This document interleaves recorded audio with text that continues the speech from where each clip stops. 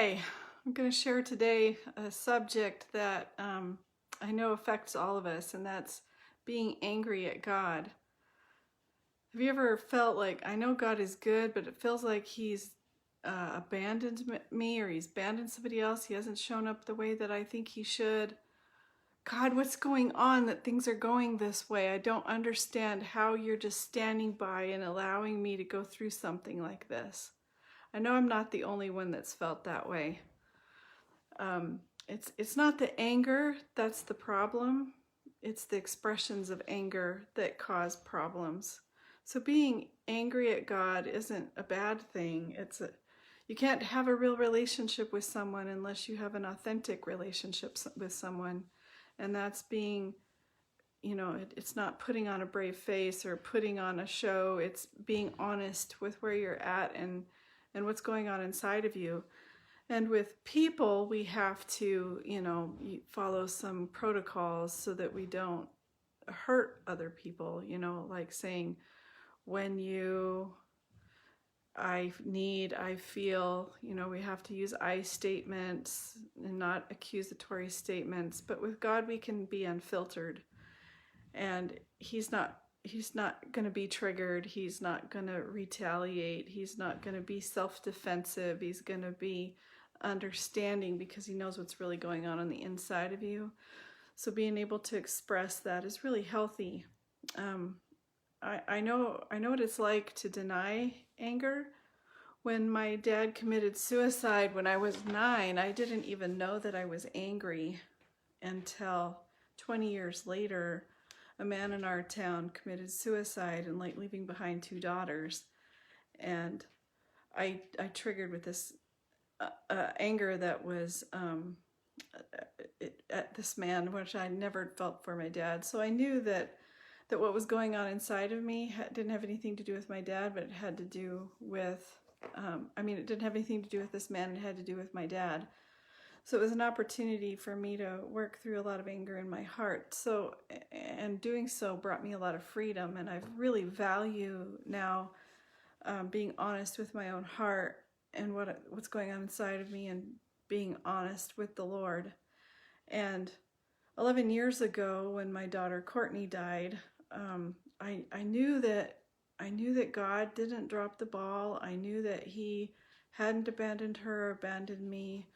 I knew that it was His heart for her to live. And so then I'm left with the reality of that she didn't. And I had to work through a lot of anger that was at the injustice of it all, and the loss and the pain of everything that I went through. And so I spent a lot of time, I lived in the desert, so I could just drive out in the middle of nowhere where nobody could hear me, and I could just scream at the top of my lungs and express all the ugly feelings in their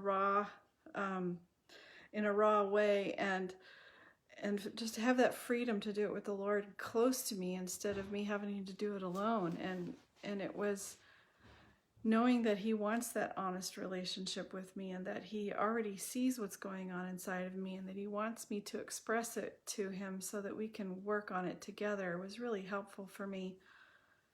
And I was able to then hear, because I could be honest with where I was at, I could then be open to what He wanted to tell me. And He shared a lot of things with me about His heart regarding Courtney, and that it wasn't His desire for her life to be shortened. I don't know all the answers. Some of that I had to just trust that in the land of mystery, that, I don't know all things.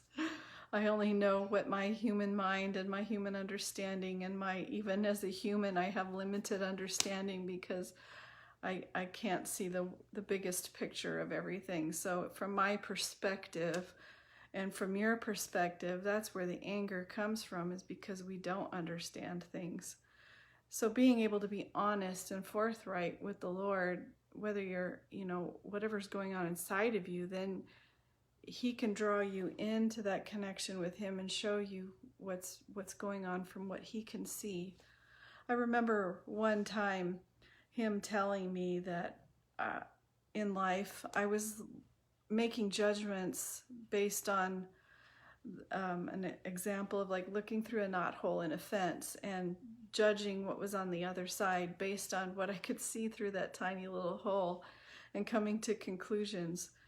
And he said, but if you come up here and look over the top of the fence with me, you can get the whole picture. And so I've just really learned that if I can get all of that emotion out of me and get it out here on the table where he and I can discuss it, and we've built some trust together. You know, I've heard his heart and he's heard my heart, and that's how intimacy is built. It's the same with people. You know, you can't have real intimacy if you can't truly express what you're feeling and what's going on inside of you. If you're only presenting what you think the other person wants to hear or see, and you're withholding the honesty of your heart, you can't really have true intimacy. And obviously, like I said, with people, you have to follow some communication guidelines in order to not just take out a sword to their heart and chop it off in your expression. And there's lots of communication tools on the internet that you can look up and find out. And some of them on my Facebook Lives, I've talked about relationships and communication and how to express that in healthy ways. But when it comes to your relationship with the Lord, there needs to be that honesty and not, you know, hiding in fear of if he really sees what's going on with me, he's going to smash me, or he's going to withhold himself from me, or, you know, he's going to give me the silent treatment or punish me in some way.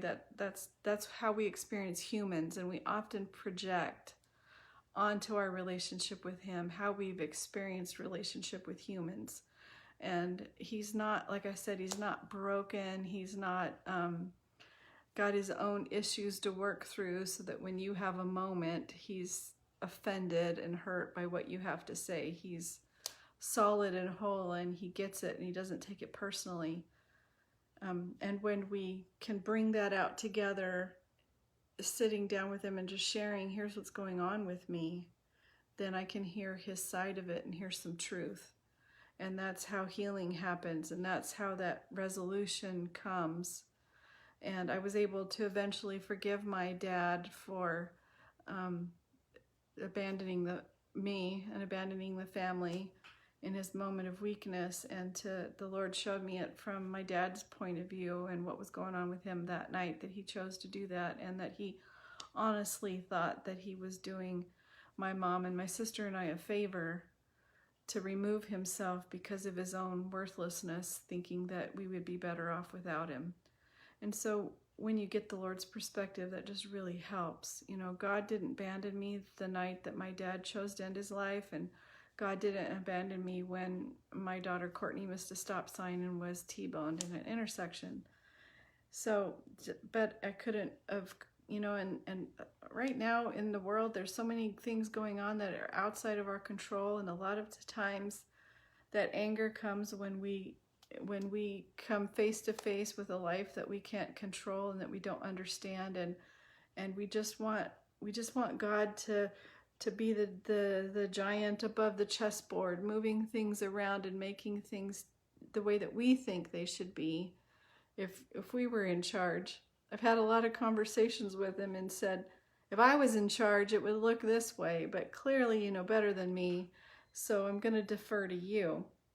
And then when I hear his heart and know, and he shares things with me, I can understand it from a much different place.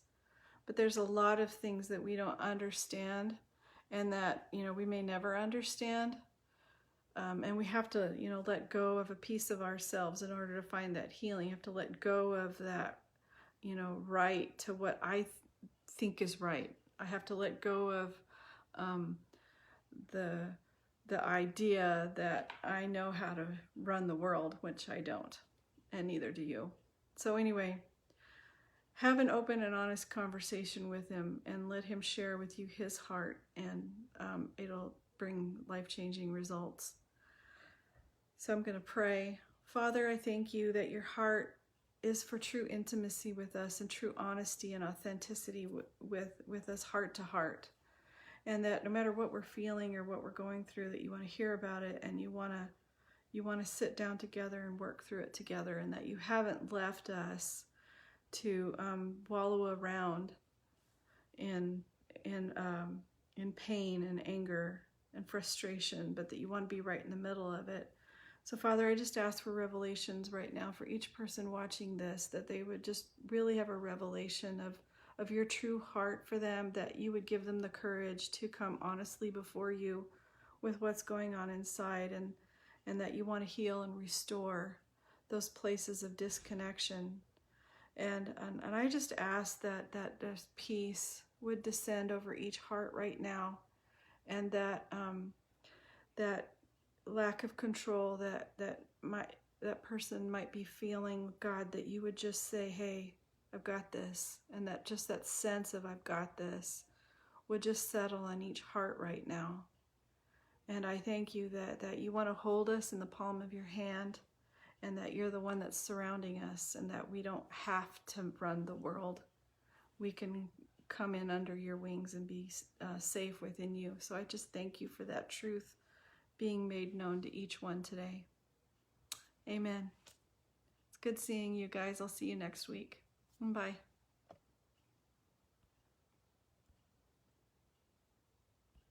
If I can figure out how to get out of here.